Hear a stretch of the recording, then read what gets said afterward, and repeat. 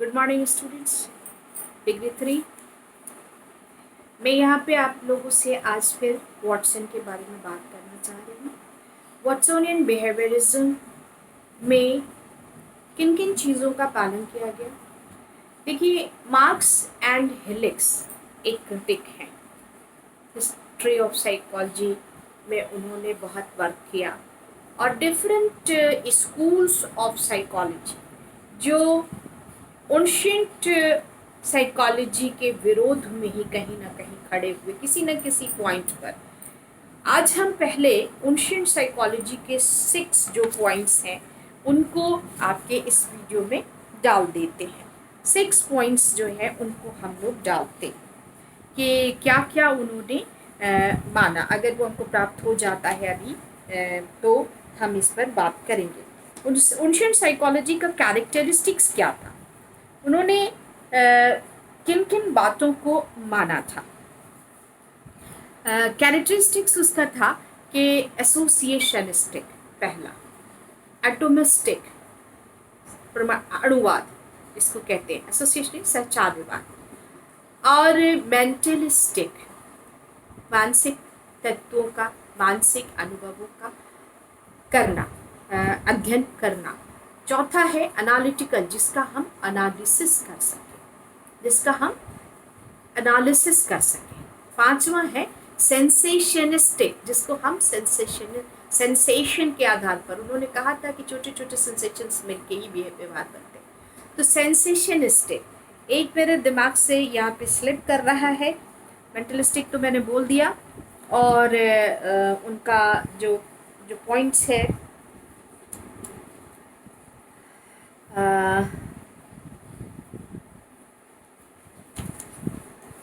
Sorry for the interruption, होता है कभी कभी दिमाग में।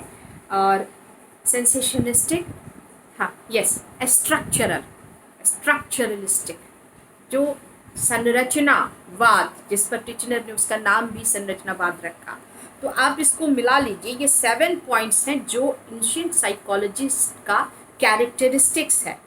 तो ये सेंसेशनिस्टिक है, ऑप्टिमिस्टिक है, एनालिटिकल है, एसोसिएटिव है, इंट्रोस्पेक्टिव है, जिसको हम अंतर निरीक्षण के माध्यम से बता सकें, एक्सपेरिमेंटल है, और स्ट्रक्चरल है। स्ट्रक्चर फिर से इसको हम रिवाइज कर दें, सेंसेशनिस्टिक, एसोसिएशनिस्टिक, ऑप्टिमिस्टिक, एनालिटिकल, इंट्रोस्पेक्टिव, एक्सपेरिमेंटल और स्ट्रक्चर। यानी ये जो 7 पॉइंट्स हैं, बिंदु हैं, इन्हीं बिंदुओं पर किसी भी स्कूल का स्ट्रक्चर खड़ा हुआ। Is that clear?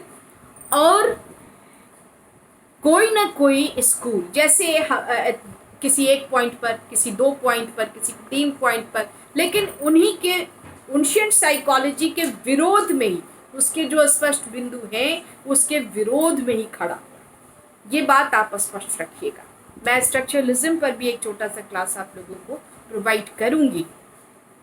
अच्छा, आप देखिए, मैं बार बार बात कर रही हूँ मार्क्स एंड हिलिक्स की। मार्क्स एंड हिलिक्स एक क्रिटिक थे एंशिएंट साइकोलॉजी में। जितने भी यानी साइकोलॉजी में जितने भी स्कूल्स का निर्माण का फॉर्मेशन हुआ या इमर्ज किया, उन सबों को उन्होंने 6 या 7 पॉइंट्स पर उन्होंने मेजर किया। वो कौन कौन से पॉइंट हैं कि कोई भी school definition, what is the definition according to the school. पहला, what is the definition according to the school. Behaviourism क्या कहता है, स्ट्रक्चरलिज्म क्या कहता है, फंक्शनलिज्म क्या कहता है। आपको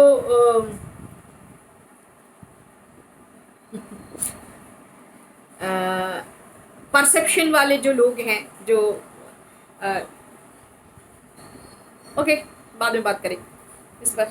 तो यानी सारे स्कूल्स किसी न किसी विवाद में हैं। तो definition according to the school क्या है। दूसरा, उसके पॉस्टुलेट्स क्या हैं, धारणाएं, अभिधारणाएं क्या हैं, और माइंड और बॉडी रिलेशन उस स्कूल ने किस तरह से माना है, और नेचर ऑफ द डाटा, जिस डाटा पर वो स्कूल काम करेगा, वो नेचर ऑफ डाटा क्या है, ये भी बात उन्होंने कही है।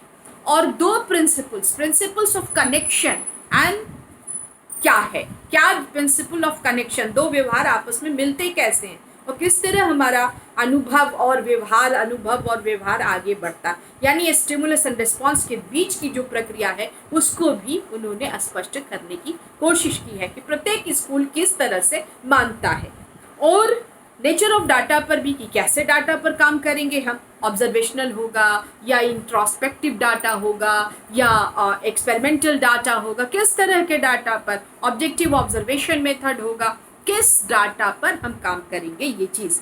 और आखिरी जो है उनका छठा पॉइंट है वो प्रिंसिपल्स ऑफ सिलेक्शन है। तो उन्होंने वॉटसोनियन बिहेवियरिज्म के संबंध में भी इस तरह का एनालिसिस 6 पॉइंट पर किया। What is the definition about what is the definition given by behaviorists? Postulates क्या, what are the postulates according to behaviorists?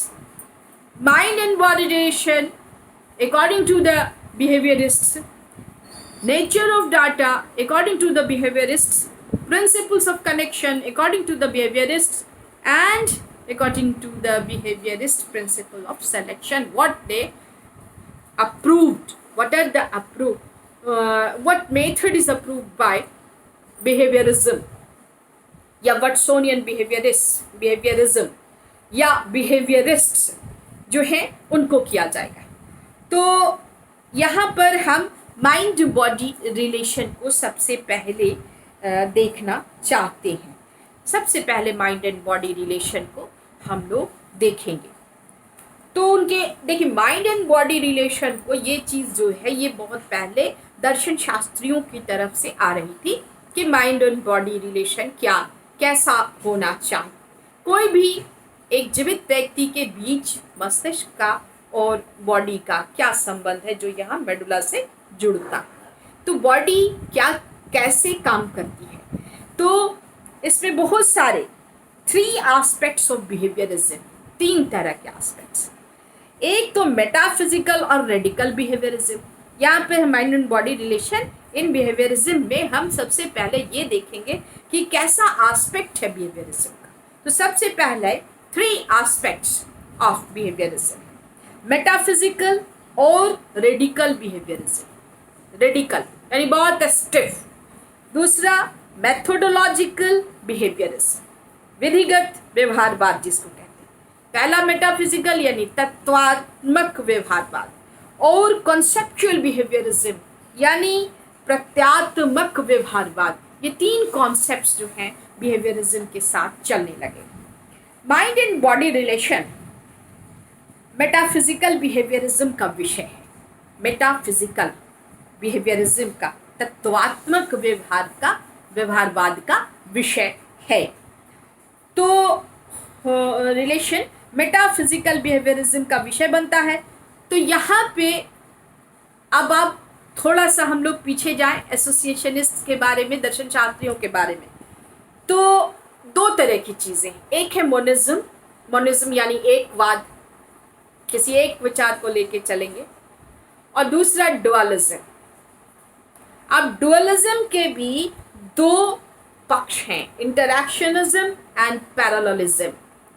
Dualism के 2 पक्ष हैं, 2 पॉइंट्स हैं, 2 भाग में बांटा गया है, क्लासिफाई किया गया है। तो उसमें आता है इंटरैक्शनिज्म, और यानी आपस में इंटरैक्शन करता हुआ माइंड बॉडी रिलेशन, या पैरेललिज्म, बिल्कुल 2 लाइन की तरह चल रहे हैं, जैसे रेल की पटरी चलती है और कभी आपस में मिलती नहीं है। तो ये है पैरेललिज्म, माइंड अलग चल रहा है, बॉडी अलग चल रहा है, लेकिन एक ही खाना में रहता है, यानी बॉडी में रहता है, शरीर में रहता है। मोनिज्म एक ही चीज़ है, माइंड एंड बॉडी एक ही चीज़ है। मोनिज्म की बात एकवाद। डुअलिज्म में यानी द्वैवाद, और द्वैवाद के 2 पक्ष। तो ये चीज़ मान के चलनी है हमको, mind and body relation. Behaviourism ने माइंड के एग्जिस्टेंस को नहीं माना, माइंड के एग्जिस्टेंस को नहीं माना। किसने? बिहेवियरिज्म। और ऐसा करके उन्होंने साइकोलॉजी को धर्म तथा फिलॉसफी से छुटकारा दे दिया। मनुष्य के मस्तिष्क का, बिहेवियरिज्म ने माइंड के एग्जिस्टेंस को ही नहीं माना, और उन्होंने ऐसा करके साइकोलॉजी को धर्म से और किस चीज से, फिलॉसफी से, दर्शन शास्त्र से छुटकारा दे दिया। अब पॉइंट्स आप लिख लें, बाद में मैं आपको समझा दूंगी। वॉटसन के अनुसार मन और शरीर का संबंध मनोविज्ञान में नहीं जानना है, बल्कि शरीर और व्यवहार का संबंध जानना है। मन का और शरीर का संबंध नहीं जानना है, जानना किस चीज का है, हमारे व्यवहारों का और शरीर का। तो मेंटलिस्टिक अप्रोच को उन्होंने डिनाई किया, जो एंशिएंट साइकोलॉजी का एक पॉइंट था। इस आधार पर उन्होंने रिजेक्ट कर दिया कि मेंटलिस्टिक अप्रोच को हम नहीं मानेंगे। नेक्स्ट आइए, वॉटसन ने प्रस्ताव किया कि साइकोलॉजिस्ट्स को माइंड की बातें ना करके पेरिफेरल पार्ट्स पर, परिधीय अंगों पर, पार्ट्स पर ध्यान देना चाहिए। पेरिफेरल पार्ट्स पर ध्यान देना चाहिए। वॉटसन ने इस बात का क्या कहा, वॉटसन ने प्रस्ताव किया कि साइकोलॉजिस्ट्स को माइंड की बातें ना करके पेरिफेरल पार्ट्स, जो परिधीय अंग हैं, उनकी बात करनी चाहिए। उन्होंने कहा कि drop the mind, say no more about consciousness,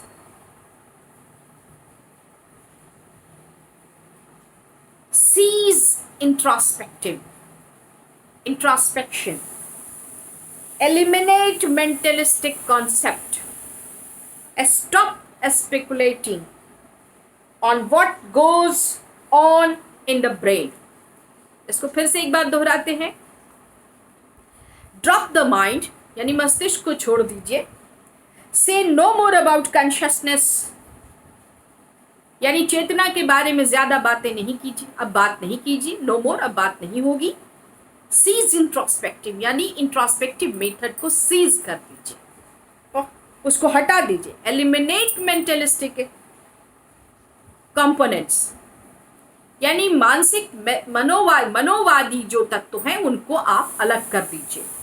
stop speculating, किसी भी चीज का स्पेकुलेट करना बंद कर दीजिए। On what goes on in the brain, मस्तिष्क के अंदर क्या चल रहा है, ये स्पेकुलेशन आप बंद कर दीजिए। ये उन्होंने, वॉटसन ने कहा। मेथोडोलॉजिकल बिहेवियरिज्म पर अब हम आते हैं। ये तो आपका हो गया क्या चीज, क्या, माइंड एंड बॉडी रिलेशन। यानी उन्होंने बिल्कुल ही, जब माइंड की बात ही नहीं करते हैं तो हम माइंड का कोई संबंध बॉडी से नहीं माना उन्होंने, और माना क्या चीज, उन्होंने माना माइंड और बिहेवियर को। तो ये एक पॉइंट मार्क्स एंड हेलिक्स का आपका खत्म हुआ। अब आइए मेथोडोलॉजिकल बिहेवियरिज्म। इसमें कोई नई बात नहीं है। बिहेवियरिज्म की मुख्य विधि ऑब्जेक्टिव मेथड है, जिसका प्रयोग साइकोलॉजी में पहले से हो रहा था। बिहेवियर कंट्रोल एंड प्रेडिक्शन के लिए बहुत सारे टेस्ट्स बन चुके थे।